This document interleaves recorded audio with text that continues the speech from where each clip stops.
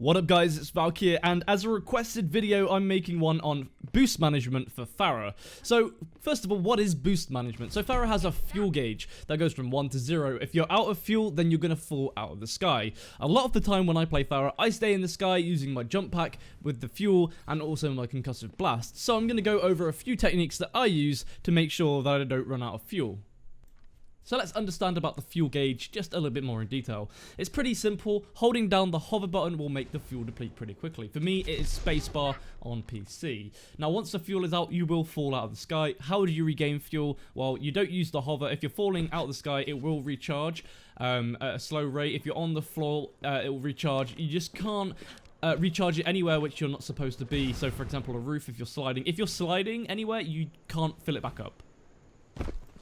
One of my biggest tips for fuel management is your jump jet. Making sure you have about 5 to 6 seconds left before the cooldown finishes is quite essential, because if you get knocked off the edge of the map and you have 9 seconds left to recharge or to cooldown, you're never going to be able to make it back up. So what I do is I constantly look at my fuel gauge and I will wait that extra few seconds just until I've got like 5 or 6 seconds left on the cooldown, because I know I will be able to hover myself alive until the jump jet is ready and I can boost myself back up onto the map. This is a tip for people who are kind of already stationary on the floor, they're not already in the air and they're about to go into combat. It's just better to wait that extra few seconds just to be sure.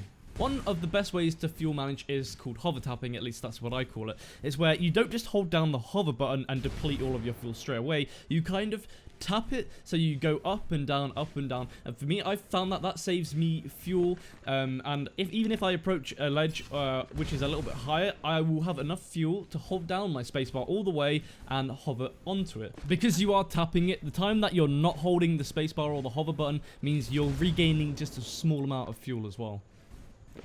Here's an example of fuel management using the hover tapping, and also because I'm high enough in the air, what I can do is I can slowly lower myself down while my cooldown on my jump jet cools down. Because I'm going over the edge of the map, I need a jump jet to get back on. So what I use is enough fuel management that the cooldown finishes before I hit the death zone. A concussive blast from Pharah can be your saving grace when you're doing fuel management. If you don't have enough fuel to get from point A to point B, concussive blast will knock you horizontally, and what you can do is if you let go of the hover while you're traveling in a concussive blast, then it will recharge enough, hopefully, that you can get yourself onto the ledge that you're aiming for. Concussive blast can also save you from those nasty edge of the map disasters where you could fall off without having any fuel. So then, surfing.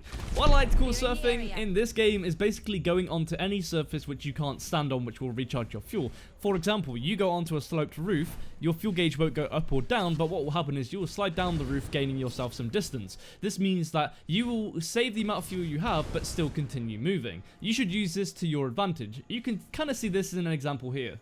And finally, something that I don't particularly recommend, if you're off the edge of the map and there's nothing you can do to get up, your jump jet is on cooldown, it's far too high and your fuel is about to run out, what you can do is use your ultimate, and this will make you stay stationary in the air. It will recharge your fuel, and also if you have a few seconds left on your jump jet, it will probably be ready to use by the time you finish.